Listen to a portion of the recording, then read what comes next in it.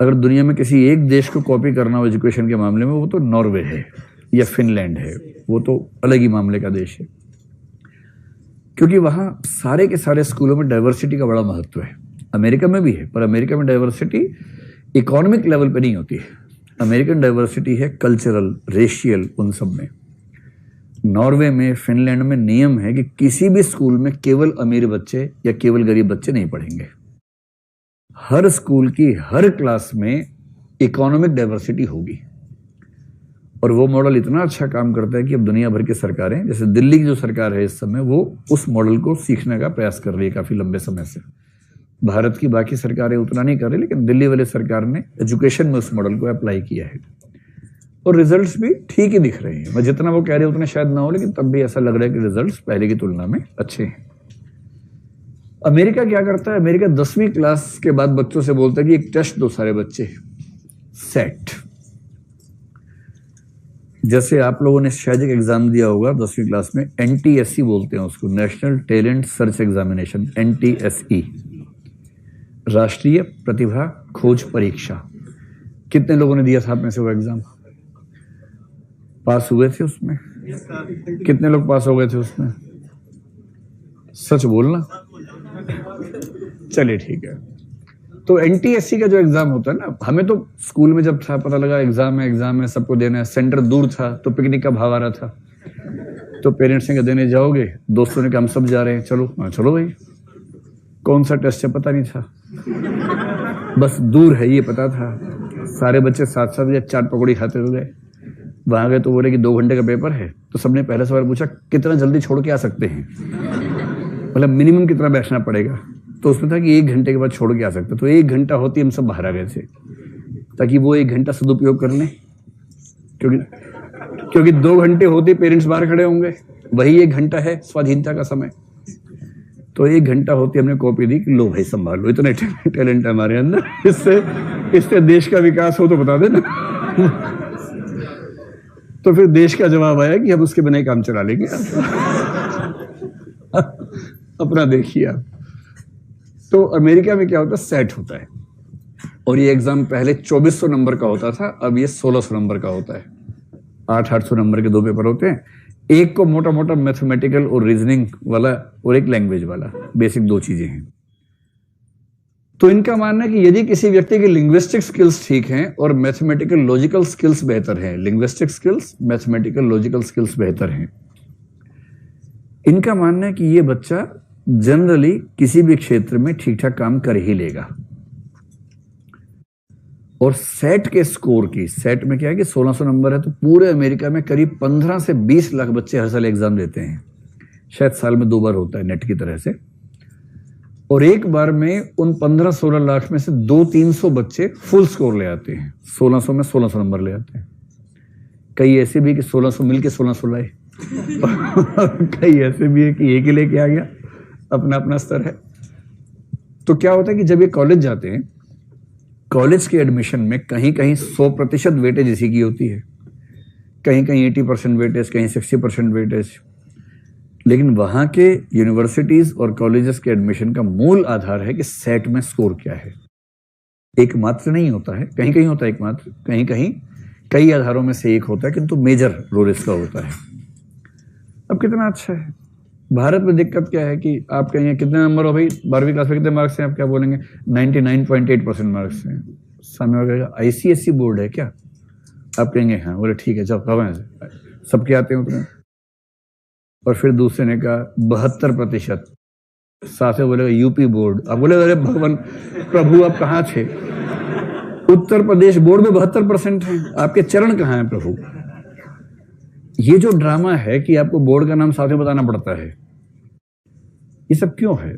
एक एग्जाम पूरे देश में हो, उसमें एक कॉमन स्कोर हो, आपसे पूछे भाई तुम्हारा सेट का स्कोर क्या है? आपने कहा सेट में 1600 में से 1490 नंबर आए हैं, ये परसेंटाइल है, पता लग गया आपका लेवल।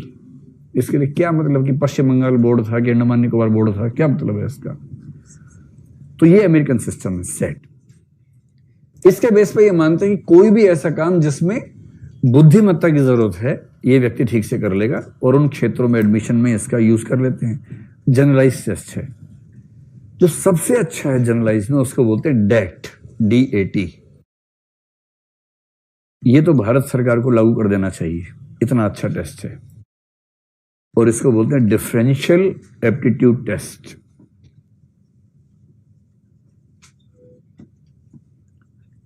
इतने अच्छे अच्छे मॉडल्स दुनिया में उपलब्ध हैं, बस उनको ठीक से अप्लाई कर देने की जरूरत है।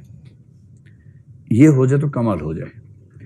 जैसे हम कहते हैं ना, यूजीसी का जो अब तो NTA लेती है test, NET, national eligibility test, कि आपको लेक्चरर बनना है, एक टेस्ट है, उसमें आपका स्कोर है। अब DU में या कहीं भी जब कॉलेज में लेक्चरर की वैकेंसी आती है तो वहां 5 परमेश्वर बैठे होते हैं, 5 परमेश्वर। जिसका उनसे जुगाड़ है उसका सिलेक्शन हो जाएगा, जुगाड़ नहीं है तो होगा नहीं, चाहे कुछ भी हो जाए। होना क्या चाहिए? एक ऑब्जेक्टिव सिस्टम होना चाहिए। और कितना अच्छा सिस्टम हो सकता है कि आपका कौन सा विषय है, एक विषय आपका है, एक है टीचिंग एप्टीट्यूड। टीचिंग एप्टीट्यूड का टेस्ट होगा देश भर में, आप उसमें बैठिए, उसमें आपका स्कोर आ गया। जिस स्कोर को आप रिवाइज कर सकते हैं, आप फिर से दे दीजिए, फिर स्कोर आ गया। और हर एग्जाम के स्कोर का मॉडरेशन होता रहे कि 98 के एग्जाम में अगर ये स्कोर है और 2008 के एग्जाम में ये स्कोर है, तो इनका जो इक्वलाइजेशन करेंगे तो इस स्कोर को ये मान लेंगे, इसको ये मान लेंगे, क्योंकि दोनों एग्जाम्स की टफनेस के लेवल में अंतर था, डिफिकल्टी लेवल में अंतर था। साथ में जिस विषय का विद्यार्थी है उस विषय का टेस्ट हो, उसका स्कोर हो। साथ में वो कैसा टीचर है, क्लासरूम में टीचिंग करे, उसका वीडियो रिकॉर्डिंग हो, और उसकी वीडियो रिकॉर्डिंग के बेस पर एक ऐसी संस्था हो जो उसकी मार्किंग करे टीचिंग एबिलिटीज के बेस पर। ये 3 स्कोर हैं।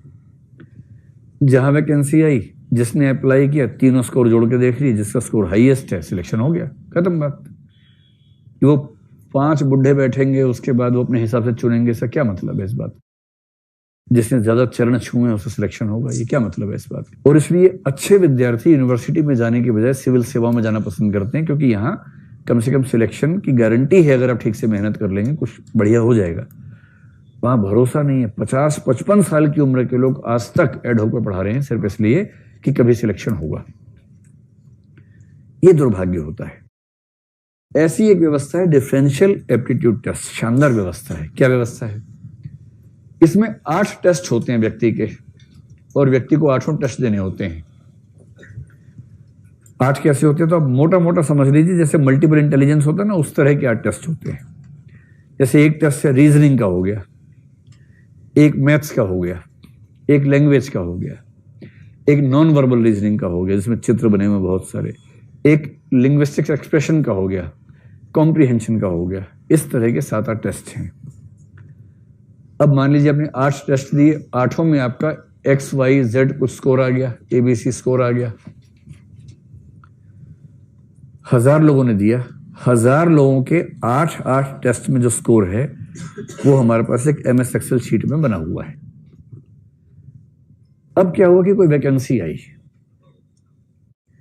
और वैकेंसी एक खास पोस्ट की है। मान लीजिए कंप्यूटर ऑपरेटर की वैकेंसी है, और कंप्यूटर ऑपरेटर की वैकेंसी के लिए माना जाता है कि इस में हमें जो स्किल सेट चाहिए, स्किल नंबर 1, स्किल नंबर 4 और स्किल नंबर 7, इन 3 स्किल्स से युक्त जो व्यक्ति है वो इसके लिए सूटेबल है। अब कुछ नहीं करना है, 8 टेस्ट चाहिए आपके पास, टेस्ट 1, टेस्ट 4, टेस्ट 7, इन तीनों के स्कोर निकाल लीजिए। इन तीनों के स्कोर का टोटल सबका निकाल लीजिए, और जो 10-20 व्यक्ति इन तीनों टेस्ट के स्कोर में, कुमुलेटिव स्कोर में सबसे ऊपर हैं, उनको नौकरी दे दीजिए। कितना आसान है। आपके पास हर व्यक्ति की 8 क्षमताओं की रैंकिंग है। अलग अलग प्रोफेशन में उन क्षमताओं का अलग अलग अनुपात चाहिए। किसी किसी में 8 में 3 चाहिए, किसी में 6 चाहिए, किसी में 1 ही चाहिए, किसी में 4 चाहिए। यही तो होगा। आपको ये पता हो कि इस क्षेत्र में ये क्षमता चाहिए, उन क्षमताओं का स्कोर 100 नंबर है, 4 क्षमताएं चाहिए, 400 नंबर का पेपर हुआ, स्कोर पहले से है, वो सब जुड़वाया, उन 400 में जो हाईएस्ट लेवल पे 10 लोग हैं उन्हें ऑफर दिया, वो नौकरी करने लग गए, काम खत्म हो गया। कितना आसान काम है। अगर ऐसा कोई टेस्ट हो तो उससे चीजें आसान होंगी या मुश्किल होंगी? आसान हो जाएंगी।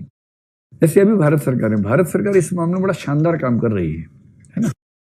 नरेंद्र मोदी की सरकार जिन चीजों के लिए इतिहास में जानी जाएगी, जिन अच्छी चीजों के लिए जानी जाएगी, उन अच्छी चीजों में एक है ये जो एंट्रेंस टेस्ट वगैरह हैं, इनके जो रिफॉर्म्स हैं।